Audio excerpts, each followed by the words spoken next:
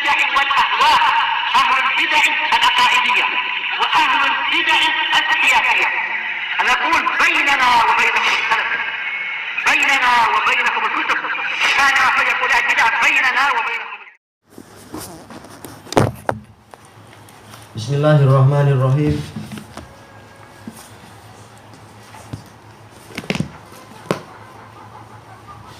Qala Syekh Abdul Aziz Al-Rasyid rahimahullah,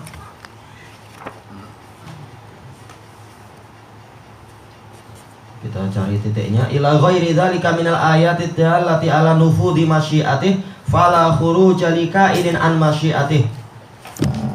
Maka tidak mungkin ada satu kejadian pun yang keluar dari kehendak Allah, kama la khuruja lahu an ilmih, sebagaimana tidak mungkin ada satu kejadian pun yang keluar dari ilmu Allah. Wa fi hadhil ayat wa ghairiha, yang bagusnya titik ya biar kita enggak bingung. Bukan koma tapi titik.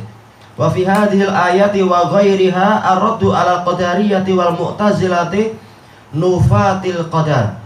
Dan di dalam ayat ini dan yang lain-lain ada bantahan terhadap qadariyah dan mu'tazilah, kelompok yang menentang takdir. Alladzina yuthbituna lil 'abdi masyiatan tukhalifu ma aradahullah. Yang mana mereka menetapkan bahwasanya hamba itu punya kehendak yang mampu menyelisihi apa yang Allah Ta'ala inginkan. Keinginan yang bersifat apa? Bersifat kauniyah. Allah Ta'ala inginkan dan Allah Ta'ala kehendaki dari para hamba. Ini sekarang bicara masalah apa? Keinginan yang bersifat kauniyah, bukan bersifat syariah. Kalau bersifat syariah mungkin Allah Ta'ala ingin kita taat, tetapi ternyata kita ingin maksiat misalkan, itu mungkin. Tapi untuk masalah takdir tidak ada satupun yang mungkin itu terjadi. Wa amma ahlu sunnati wa jamaah fatamassaku bil kitabi wa sunnah fi hadzal bab wa ghairih. Adapun ahlu sunnah wa jamaah, maka mereka berpegang teguh dengan Al-Quran dan As-Sunnah di dalam bab ini dan yang lainnya. Wa taqadu anna masyiatal abdi tabi'atun li masyiatillah fi kulli syai'. Dan mereka meyakini bahwasanya kehendak hamba itu mengikuti kehendak Allah di dalam segala sesuatu. Wa ma tasyauna illa ayyasha Allah. Tidak mampu kalian memiliki kehendak kecuali dengan kehendak Allah. Mimma yuwafiqu ma syara'ah wa ma yukhalifuh. Dari perkara yang sesuai dengan apa yang Allah syariatkan dan apa yang menyelisihi apa yang Allah Ta'ala syariatkan. Jadi kehendak orang untuk maksiat dan kehendak orang untuk taat ini juga di bawah takdir Allah. Dia ingin apa, ini juga sudah masuk dalam takdir Allah. Min af'alil abd wa aqwalih, dari perbuatan para hamba dan ucapan hamba. Fal kul bi masyiatillah, semuanya adalah dengan kehendak Allah. Fama wafaqa ma syara'ahu radiyahu wa ahbah. Apapun yang sesuai dengan apa yang Allah syariatkan, Allah meridhoinya dan Allah mencintainya. Wa ma khalafahu karihah. Apapun yang menyelisihi syariat Allah, maka Allah membencinya. Kama qala subhanahu wa ta'ala, in takfuru fa innallaha ghaniyyun 'ankum wa la yarda li ibadihil kufur. Apabila kalian kufur, maka Allah tidak perlu pada kalian, dan Allah tidak meridhoi kekufuran pada para hambanya. Wa in tashkuru yardahu lakum. Kalau kalian mau bersyukur, Allah akan ridho kepada kalian, meridhoi itu untuk kalian. Tayyib. Wa qauluhu wa huwa al-imanu bi anna ma sya'allahu kan ila akhirih, yaitu keimanan bahwasanya apapun yang Allah inginkan pasti terjadi, yaitu keinginan apa? Kauni. Ila akhirih. Fassaral musannifu ma'nal imana bi hadhil martabah wa asyara bihadza ila raddi 'alal qadariyati wal mu'tazilah. Sang penulis menafsirkan makna iman dengan tingkatan ini, yaitu apa? Masalah masyiah, kehendak Allah Ta'ala. Dan beliau mengisyaratkan bahwa dengan kalimat ini isyarat kepada bantahan terhadap orang Qadariyah dan Mu'tazilah, alladzina yuthbituna lil 'abdi masyiatan tukhalifu masyiatallah, yang mana mereka menetapkan bahwasanya hamba mampu berkehendak yang menyelisihi kehendak Allah. Ini tetap, kalau bahasa kita memang kurang, tapi masyiah itu adalah kehendak yang bersifat kauni, bersifat takdir.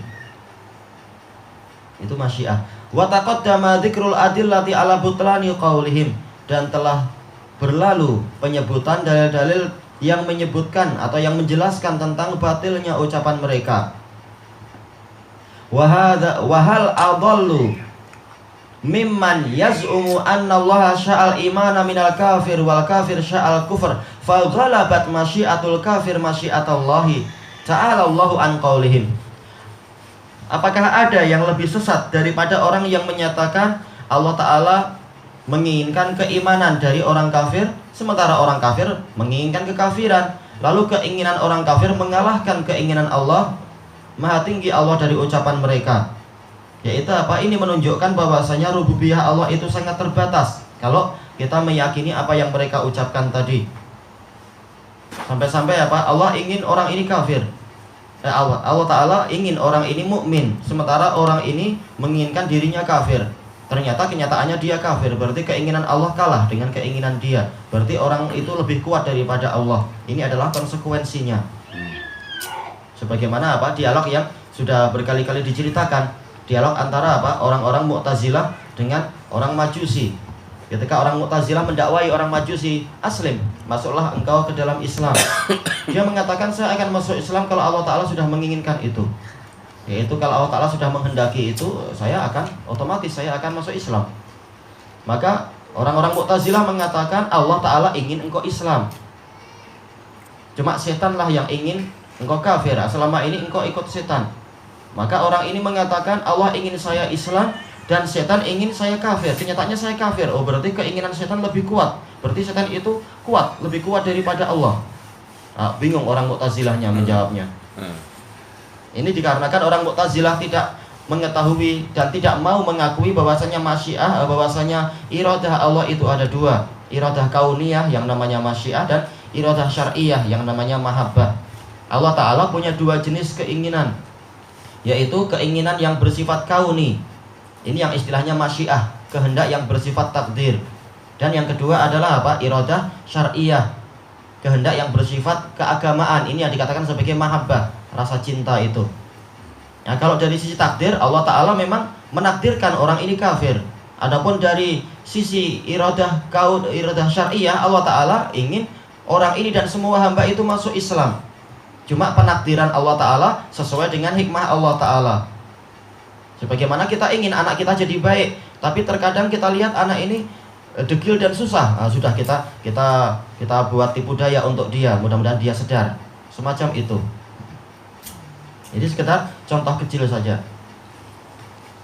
Kemudian beliau mengatakan, wa qad taqaddama dzikru aqsamil iradati wal masyiah, dan telah disebutkan terdahulu pembagian iradah dan masyiah. Iradah lebih umum, kalau masyiah ini takdir. Wal farqu bainahuma dzikru farqi wal farqi bainahuma wa baina al mahabbati war ridha. Dan perbezaan antara dua perkara ini dengan rasa cinta dan keridhaan. Harusnya bukan seperti itu cara beliau menjelaskan, tapi cara Syekhul Islam dan cara Ibnu Katsir itu lebih baik dan lebih jelas. Yaitu apa? Iradah terbagi dua. Yaitu apa? Iradah diniyah yang dikatakan sebagai mahabbah dan ridha, dan iradah kauniyah yang dikatakan sebagai masyiah. Ini lebih memudahkan. Adapun kalau kalimat semacam ini kesannya seperti apa? Iradah dan masyiah ini satu benda, sementara ridho dan mahabbah ini satu benda. Yang betul bukan demikian, tapi apa? Iradah lebih umum. Tayyib. Kata Syekhul Islam Ibnu Taimiyah, wa annahu subhanahu ala kulli syai'in qadir minal mawjudati wal ma'dumat.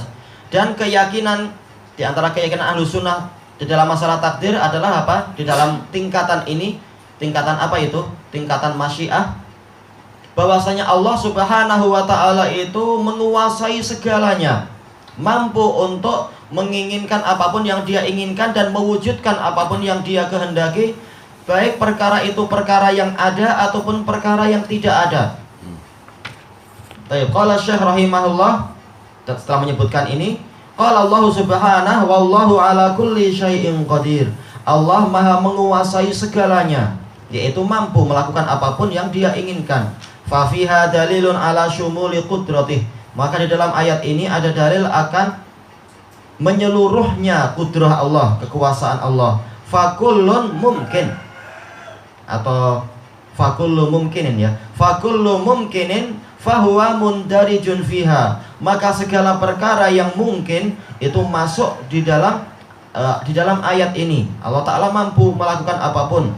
Apapun maksudnya apa? Segala perkara yang tidak mustahil. Adapun yang mustahil, namanya mustahil.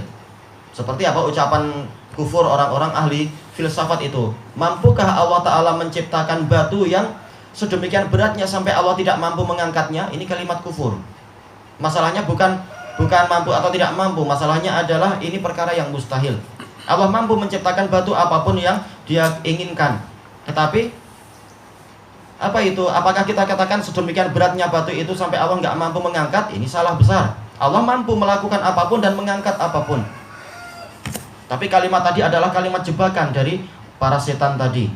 Kalau kita katakan oh Allah mampu, berarti apa? Berarti kita menghina Allah. Oh Allah mampu menciptakan batu yang sedemikian beratnya sampai Allah nggak mampu mengangkat. Ini kalimat jebakan, ini kufur. Kalau kita katakan nggak mampu, berarti berarti kekuatan Allah terbatas. Allah nggak mampu membuat batu yang sedemikian beratnya sampai Allah tak mampu mengangkatnya. Masalahnya bukan mampu atau tidak mampu, tetapi masalahnya adalah ini perkara yang tidak mungkin. Ini perkara yang mustahil. Ini adalah kalimat kufur dari orang ahli kalam. Itu hasil belajar ilmu kalam. Mampukah Allah menciptakan sesuatu yang setara dengan dirinya? Ini bukan masalah mampu atau tidak mampu, tapi ini adalah perkara yang mustahil. Allah mampu menciptakan apapun, tetapi kalau dikatakan setara nggak mungkin. Kalau setara dengan Allah berarti Dia bukan makhluk, berarti Dia khalik juga. Kalau khalik berarti bukan diciptakan namanya. Ini bukan perkara yang masalah mampu atau tidak mampu, tapi ini adalah sesuatu yang mustahil secara zatnya. Sejak asalnya sudah mustahil.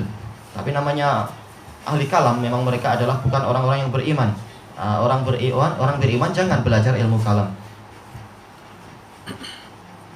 Baik, makanya beliau mengatakan fakullu mumkinin. Segala perkara yang memang mungkin, maka dia pasti masuk di dalam ayat tadi. Allah Ta'ala mampu melakukan itu semua.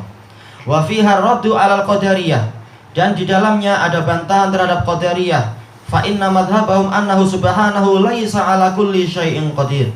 Karena untuk mazhab Mu'tazilah, qadariyah Mu'tazilah adalah apa? Bahwasanya Allah itu tidak menguasai semua. Allah hanya menguasai gerakan benda-benda mati. Adapun kalau gerakan mukallaf ini bukan masuk di dalam takdir Allah. Semuanya adalah dengan apa? Kehendak kita dan penguasaan kita dan pengaturan kita sendiri. Berarti apa? Kudrah Allah terbatas di situ. Dan ini adalah kekufuran tanpa mereka sadari. Wa annal ibada yaqdiruna ala ma la yaqdiru alaih. Dan konsekuensi dari ucapan mereka adalah para hamba mampu melakukan apa yang tidak Allah Ta'ala mampui. Ini kafir kalimat semacam ini kalau orangnya sadar itu. Maksudnya bagaimana? Hamba mampu untuk menjalankan ini, menjalankan itu, mampu untuk membunuh orang ini, dan mampu untuk menyehatkan orang itu. Sementara semua perbuatan hamba ini tidak di bawah kudrahnya Allah. Allah tidak mampu itu. Sampai mereka berselisih satu sama lain. Iyalah, anggap aja Allah Ta'ala memang tidak mampu untuk apa? Untuk mengurusi urusan para hamba. Tetapi mampukah Allah Ta'ala menciptakan yang semisal dengan itu? Ya, ini bingungnya mereka. Mampukah Allah Ta'ala menciptakan sesuatu yang ini mislu kudratil abad atau mislu af'alil abad? Ini semua adalah kebingungan mereka sendiri. Yang betul adalah semua gerakan kita adalah di bawah takdir Allah dan semuanya ada hikmahnya. Selesai. Kemudian beliau mengatakan wa annahu subhanahu la yaqdiru an yahdiya dhallan wa la yudilla muhtadiyan. Dan keyakinan mereka adalah Allah Ta'ala tidak mampu memberikan petunjuk kepada orang yang sesat, dan Allah Ta'ala tidak mampu menyesatkan orang yang telah mengikuti petunjuk. Ini salah besar. Bahkan Allah mampu untuk membolak-balikkan keadaan semuanya. Makanya doa Rasulullah SAW apa itu? Ya muqallibal qulub tsabbit qalbi ala dinik. Wahai muqallibal qulub, yang membolak-balikkan hati, kokohkanlah hati saya di atas agamamu.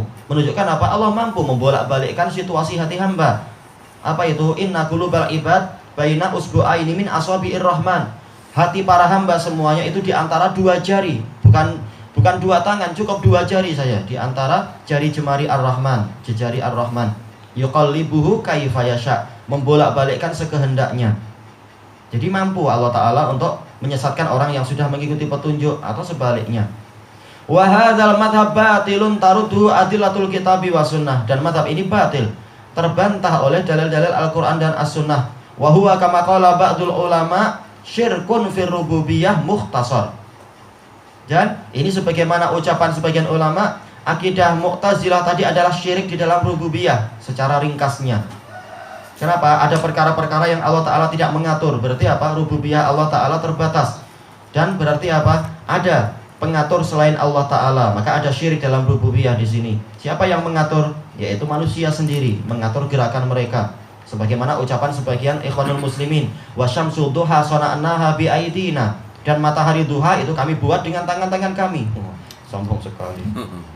Datangkan matahari aja nggak mampu. Saya bilang membuat kulit bawang aja nggak mampu, kata beliau. Gimana kalimat macam ini?